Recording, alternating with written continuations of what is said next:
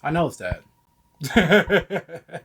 Especially with the first two alpha games that has, some homages from the movies, not just limited to the character designs.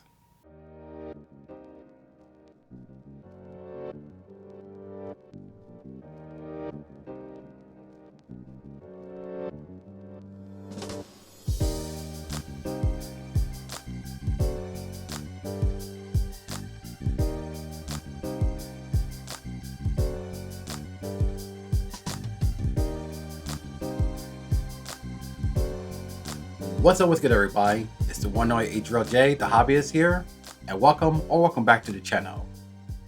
Now, when it comes to Capcom and artists, only three people come to mind.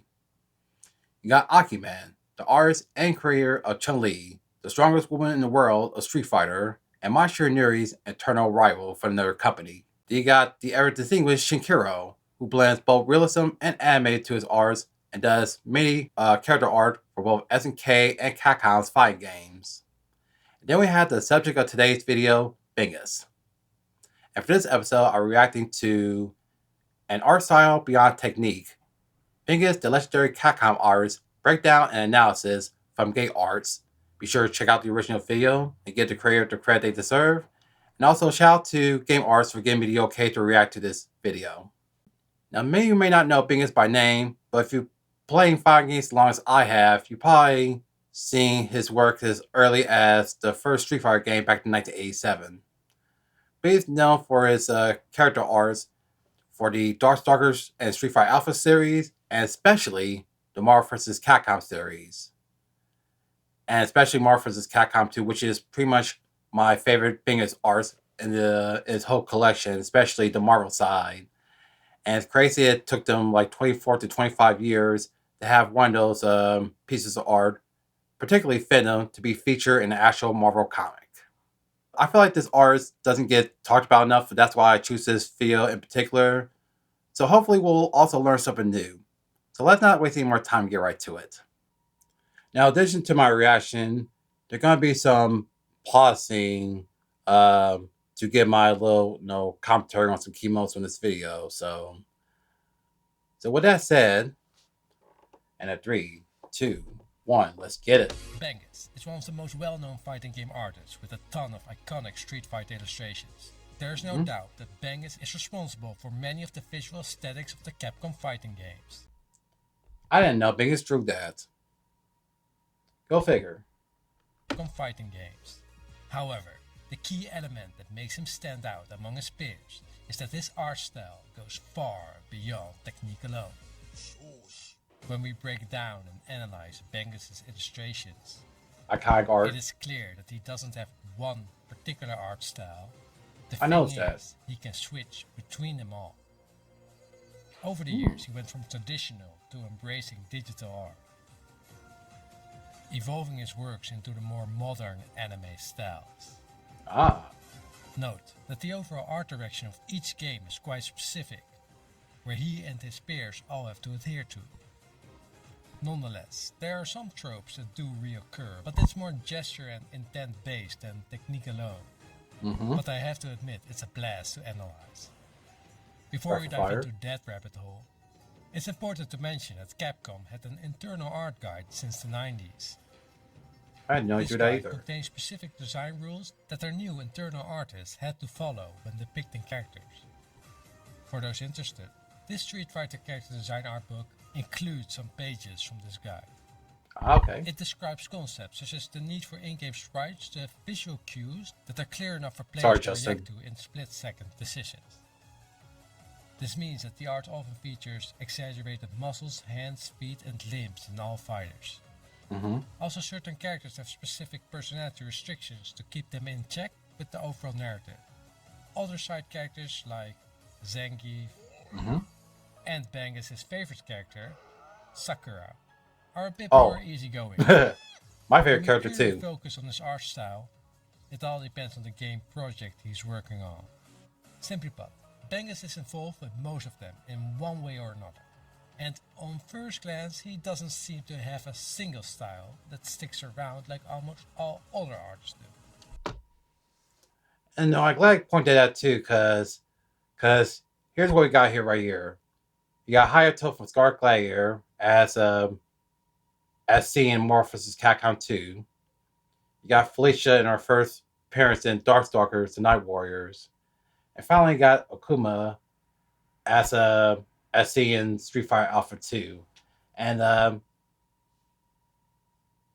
shout out to Game Arts for just pointing out pretty much that Bengus doesn't have just one particular art style because there's like a contrast to every game they does art for especially we compare to let's say Okuma in Street Fighter Alpha 2 to the storyboard art for Street Fighter 5. So I'm glad you really pointed that out. So, and I never knew Bingus was so defies with its art, and we're only like 2 minutes and 11 seconds into this video. So that's real interesting so far. So let's continue. To quote him, "If I don't quite grasp something, I won't hesitate to look it up. But I tend to not look at reference images while I draw." For sure, Bengus is the one who set the tone for many fighting games. However, Capcom seldom discloses which in-house artist is exactly responsible for the main art style. For example, Bengus started with the Alpha series, with Ikono and Daichan. But Adriel joined in Alpha 2. That said, I think Bengus' Street Fighter Alpha works are from another world. I just love the shonen anime style with a ton of energy. The Alpha series had to stand out from its competitors, and that's why style was one of the keywords during development. These sprites were used so many times in spin-off games as well. Definitely. And Bengus was asked to make the promotional works for them, because his art translates so well into the in-game graphics. With that said, what are the recurring elements in his art style? Well, I'll be frank. On the technical side, he switches so much that there's not a lot he reuses to account for all characters. Thus, take the following with a grain of salt, but he draws the eyes in a square-like shape, with open endings to the sides. Also, he tends to be very specific on how to draw the protagonist versus the more antagonist characters, with sometimes even pure white eyes of rage, mystique and authority, which is a trope we actually see in a lot of Western art. For the rest, his facial features totally depends on the game. He tends to be a fan of defined noses, with his more recent styles showing stronger jawlines compared to what he did in the past. I noticed that too. Sounds a bit fake? I agree. Here's the kicker though. In truth, his style is more character dependent than anything else. What do I mean by this? How he draws the details of Ryu in different styles are generally the same. This counts for all his characters. To me, this is extremely cool. Ryu and Ken have the same thick eyebrows with sharp edges no matter the aesthetic of the style. Akuma's nose and facial proportions are always broad. The expressive chin and lips of Sagat and the funny expression of Zangief are always present. From here we can dissect way more into his art style. Bengus really wants to show the visual cues and character personality through his art, no matter the technical style of it. It's no wonder that the art director asked him to do a lot of story ending screens and panels. His gestures are spot on. Some are very telling, others are a bit weird, but with one picture alone we have a good gist of what's going on. At least, yeah, nice. In case of an enemy, Bengus' character ratios are pretty normal for fighting games. However, he tends to add a tuft of steroids to the mix. Like I said before, his art is a perfect translation to the in-game graphics. And just a bit of a tidbit they had. Now, as far as the Street Fighter games, as far as the character designs, most of it is derived from the Street Fighter Alpha 2 anime movie. And especially with the first two Alpha games that has, some homages from the movies, not just limited to the character designs. But we'll continue. using more roundish curves, and generally goes for clean and polished line art in his final concept works. Like most pros, his rough line art is quite sketchy, and I think it looks really nice overall. Okay, gonna have Some sense of his that. art clearly show how he likes to emphasize the entire gesture of a character. Indeed, that's what I think is the key definition of his style. He captures the essence of characters through expression and body language. And no, he doesn't do it exactly like Kina Nishimura either, who, on herself, is a visual storyteller on a different level. Bengus does it with contrasting silhouettes, and I think it's something we all can learn from. Ryu and Ken are the best duo to explain this. We all know they are rivals, yet best friends, and they show this in their visual appearance. That's just character design, similar yet different. Right. However, Bengus emphasizes their differences in each game he works on. Ryu is the lone warrior who seeks strength through discipline and hard work. Ken is the outgoing, affluent fighter who draws his strength from his loved ones. Bengus deliberately contrasts their body language in each installment, I really see that too. showcasing different personalities and gestures that align with their expected traits. And this is what I also love about Street Fighter. Like, regardless of what game or iteration, I mean, we know that Ryu can often have the same moves, but as the game progresses, both grew, as far as their play styles as well as their occasional decides, like while they're pretty much two characters with the same moves, like it's the personalities, how they're presented, not just in the game, but also in the game arts, especially done by Bengus, And I didn't realize he worked on so many games, so I mean I have to look into this myself. But continue. All the while keeping the shoulder widths in place. And there's many of these type examples as well. He loves the rivalry and friendship aspect of this duo. It's not just Ryu and Ken either. Bengus explores the dynamics of all characters' relationships, especially those with strong connections. It's another level of art that makes us more relatable to the character's mindset. It doesn't matter which character we look at, and we all can probably get a good gist of who they are and what they stand for. In this case, I'm also talking about the way he does expressions. All fighting game artists have their own take on the characters. This means, despite that they all adhere to similar personality rules, it's their job that we as observer connect to these characters on a similar level. But do all pros emphasize gesture? Not really. Just for fun, this is how an RPG character designer, Tetsuya Nomura, draws the Final Fantasy Dissidia fighting game characters. Cool, anime styled and whatnot. Their gestures all look similar and plain, stiff even. Before you comment, I'm not shitting on Nomura at all. Just showing the difference in intent and efforts. Gotcha. I mean, it could be way worse. After reading a couple of transcripts, it's clear that Bengus is a very shy person. He actually noted that he finds it nerve-wracking to do interviews at all. He did share some interesting stuff though. To quote him, ooh, the receipts. Up until junior high school, copying anime and manga pictures was practically all I did. But once I hit high school, I didn't really draw much at all. I read that he mainly copied Matsumoto and Akira Toriyama's illustrations back in the day. And he said he likes the artists Go Nagai and Sakura Momoko. A quote from his peer in a Capcom team interview.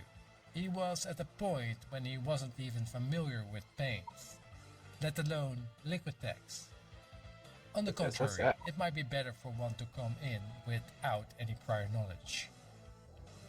When speaking of art tools, Bengus didn't tell much about it. Most of what I could find in his personal comments is that he used Copic markers, Liquitex, and acrylic gouache. Ooh. But he did note that he used to do his art traditional, but he was way more interested in digital art. Overall, I think that when Bengus sees an art style, he absorbs it like a sponge, and he takes whatever art detail he finds interesting or key and creates something new entirely. He mentioned that he is a perfectionist. He wants to make art without feeling the need to improve it further. Never did that demo Actually, by some of his before. specific art comments are his regrets of not changing certain expressions. While in contrast, Kina Nishimura regrets the technical side of her works. In my eyes, I think Bengus is testing specific effects and style concepts he sees in other artists while doing promotional art. And I might miss the mark of this, but I just noticed that so many of his art contain elements he didn't use somewhere else. One thing that struck me is that most of his group pictures tends to vibe more towards movie-style posters. However, when he was asked which particular aspect of his job was the toughest, he said, "Nothing in particular, but actually drawing the pictures is the most enjoyable part for me." To me, it confirms once again that those who love the process more than the reward have found the unbeatable Ikigai formula of life. I'm light novel author GP Films, and if you want some serious art style inspiration, just check out Bengus. He has it all. His last quote is particularly inspiring. We each have our own reasons to pursue art. Amen to that. Hey everybody, post-production Adriel here. Unfortunately, the last part of this video was cut out due to abundance of audio issues that occurred during recording and editing, and I wasn't able to clean out or filter out any of the peak statics and interference that I encountered during the post-production stage, so unfortunately I had to close the video like this. But in conclusion, I enjoyed the video. I definitely learned a lot, and I didn't know that Bengus has so many styles that he does, which varies from game to game, especially when we compare his works on character art in, let's say, Street Fighter Alpha 2 or 3 compared to that of Street Fighter 5, and you basically see the difference of how he draws character as presented in any promotional artwork or in-game. In conclusion, I definitely have a better appreciation for Bengus and all he's done for Capcom over the years, especially when presenting some of his works through promotion or in games. But what y'all think of this breakdown analysis of Bengus' art? Love it? Hate it? Let me know down in the comments below, and don't forget to check out the original video to give the creators the credit they much deserve. Also, enjoy this video. If you want to see more, be sure to give this video a like, share with all your friends and family, and don't forget to keep a like for more videos by hitting that subscribe and notification buttons. And also don't forget to check out all my socials. The links are already in the description below, including Twitch. Woo! Told y'all it's hot tonight.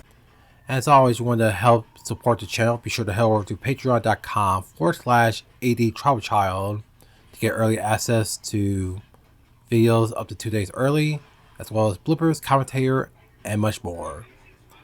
But until we meet again, this is Adriel signing out, letting y'all know to take care of yourselves, be good to each other, and as always, keep it locked.